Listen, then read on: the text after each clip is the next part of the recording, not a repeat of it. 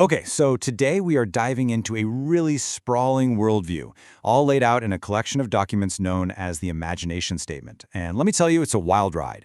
It tries to completely reinterpret, well, everything, from physics to history, and it's all built around one single, pretty mind-bending idea.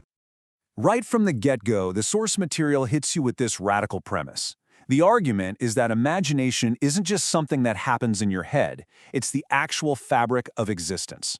The core idea is that our reality is basically a structured output of consciousness, and that concept, right there, is the bedrock for this whole framework we're going to unpack. So this central idea, what the source itself calls the Imagination Statement, says that reality is fundamentally a product of the mind. But, and this is crucial, it's not just presented as some philosophical thought experiment. Nope, the documents actually try to build a complete, and they claim, verifiable system around it. And that's the key thing to grasp here, how it's presented. It's framed as being both mathematical and philosophical, with the goal of proving its own claims through a really structured system of analysis. The whole point is to take this idea, that imagination creates reality, from just a feeling into a principle that can be demonstrated. Okay, so that leads to the big question, right? How does this framework actually figure out what's true inside a reality that's supposedly all imagined? I mean, if everything is a mental construct, how do you sort fact from fiction? Well, the documents introduce a whole set of intellectual tools designed to do exactly that.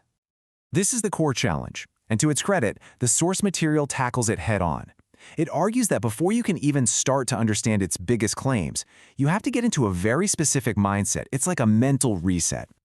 And that first tool is what it calls the Beginner's Perspective Shift, or BPS for short.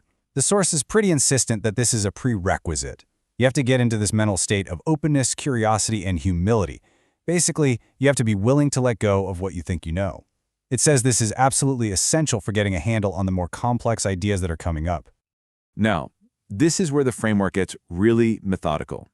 It introduces a quantitative system for measuring truth, and it's called the Validity Percentage Scale, or VPS.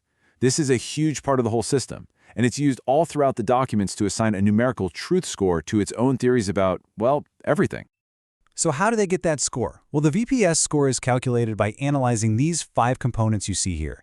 Each one is given a specific weight, and then a validation score. And when you add it all up, you get the final truth probability. It's a really fascinating attempt to create an objective measurement for what most people would consider subjective reality.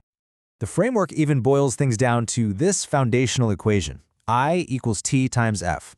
So I represents a manifested idea, T stands for truth, and F is freedom.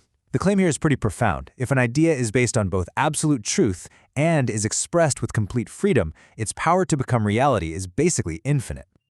Okay, so building on that whole foundation, the source then proposes a completely new model for the physics of the universe. And this isn't a small tweak. It challenges the very cornerstones of modern cosmology, things like gravity and dark matter.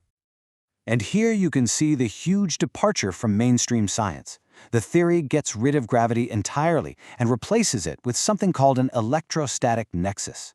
In this model, the universe isn't held together by mass pulling on other mass. Instead, it's all about electrical forces, plasma torrents, and vibrational frequencies. At the heart of all this new physics is the ENE, or the electrostatic nexus equation. And if that sounds like something out of Nikola Tesla's playbook, well, you're on the right track. It's heavily inspired by his work, and it proposes that all cosmic forces can be unified through electrical and vibrational principles that are all happening within a universal plasma field, which it calls the ether. According to these documents, this one single equation supposedly unlocks some of the biggest cosmic mysteries out there. It offers up alternative explanations for how planets stay in orbit without gravity, why galaxies form spirals without needing dark matter, and even the secrets behind things like free energy and how UFOs might actually fly. And here's where it gets really interesting. The source provides its own verification for the theory. How? By using its own VPS system to assign high truth scores to its own predictions. It justifies these high scores by linking its claims to what it calls suppressed or hidden real-world evidence, like Earth's electric field or certain lab simulations of plasma. So, with that alternative physics in place, the framework then uses it to reinterpret all of human history, claiming that our past is radically different from what we've been taught. It argues that the evidence for this lost past is literally all around us. It's just hidden in plain sight. This new version of history really hinges on the idea of a lost, super-advanced global civilization. You might have heard it referred to in related theories as Tartarian. According to this source, this incredible society was wiped out by a massive cataclysm, a reset that literally buried their world. One of the main pieces of physical evidence they point to is this mud flood phenomenon. The source points to all these grand, old-world buildings where you can see windows and doors on their lower levels that just lead straight into the dirt. The argument is that this is proof they were all partially buried by some huge, global cataclysm. And if you thought that was out there, get a load of this. Another startling claim is that massive geological formations, like Devil's Tower, aren't mountains at all. They're supposedly the petrified stumps of giant, continent-sized, silicon-based trees from a pre-reset world. And these trees, it suggests, actually worked as atmospheric energy capacitors. Even well-documented parts of history get completely flipped on their head. The orphan train movement, which we know relocated over 2 million children in the US, is reframed. It's not seen as a social program, but as a, quote, child reaping operation, a conspiracy designed to strip the descendants of this lost civilization of their memory, their heritage, and their knowledge. So, what is the whole point of this all-encompassing worldview? What's the endgame? Well, the source material presents it as a mission, a call to action for a global awakening, all based on this revealed knowledge. The stated goal is to use all this knowledge to fundamentally transform human society. The mission is to shift all of us from a state of unconscious reaction to one of conscious creation. The aim is to end suffering by revealing what it calls falsality, that is, the false reality we've been tricked into accepting.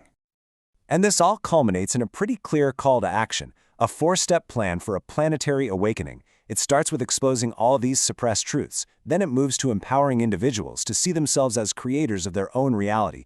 And finally, using that collective power to manifest a utopian world, one free from fear, hunger, and disease. And this is the central and pretty provocative question that the source material leaves us with. It ties its entire cosmic framework, from the alternative physics to the hidden history, right back to the power of your individual thought.